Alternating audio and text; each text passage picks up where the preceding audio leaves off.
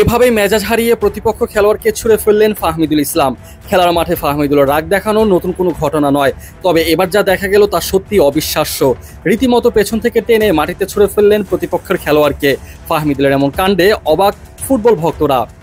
ঘটনাটি ঘটে খেলার 13 মিনিটের মাথায়। ইয়েমেনের বিপক্ষে খেলতে নেমে বল কেড়ে নেবার সময় মেজাজ ঠিক রাখতে পারেননি ফাহমিদুল, আর তাতেই বাধে এমন বিপত্তি। এমন কাণ্ডের পর ফাহমিদুলের সাথে বিরোধী দলের বাকি খেলোয়াড়দের তীব্র বাকবিতণ্ডা শুরু হয়ে যায়। তবে পরিস্থিতি বেশি খারাপ হয়ে যাবার আগেই দলের বাকি সতীর্থরা সেখানে চলে আসেন এবং ফাহমিদুলকে ঠেলে দূরে সরিয়ে নিয়ে যায়। তবে সেই সময় এই খেলোয়াড়কে বেশ চড়া মেজাজে কথা বলতে দেখা যায়। পরবর্তীতে রেফারির সাথে লম্বা সময় ধরে আলাপচারিতা চলে। রেফারিকে কিছু একটা বোঝানোর চেষ্টা করছিলেন তিনি, তবে একটা পর্যায়ে বিপক্ষ দলের খেলোয়াড়ের সাথে হ্যান্ডশেক করে সেই জায়গা ছেড়ে চলে যান ফাহমিদুল। এরপরে পরিস্থিতি কিছুটা শান্ত হয়। তবে ফাহমিদুলের রাগ নিয়ন্ত্রণের ব্যাপারটা এখানেই শেষ হয়নি। খেলার দ্বিতীয়ার্ধে আবারও দেখতে পাওয়া যায় তাকে মেজাজ হারাতে। এবার খেলার 63 মিনিটের মাথায় ফাহমিদুলের পরিবর্তে বদলি খেলোয়াড় হিসেবে আরেকজনকে মাঠে নামানো হয়।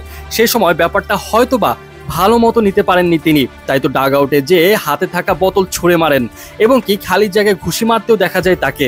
বলার অপেক্ষা রাখে না এমন মেজাজে এই তারকা ফুটবলারকে লম্বা সময় ধরেই দেখতে পাওয়া যায়। তবে যার মধ্যে জয়ের তীব্র নেশা, তার মধ্যে এমন মেজাজ থাকা কি স্বাভাবিক নয়?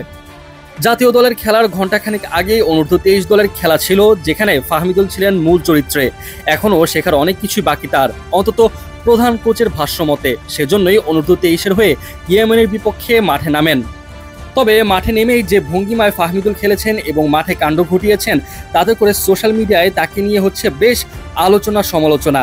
এখন দেখার বিষয় এইসব আলোচনা বা সমালোচনাকে পাশ কাটিয়ে ফাহমিদুল নিজেকে কোথায় নিয়ে যান সামনে।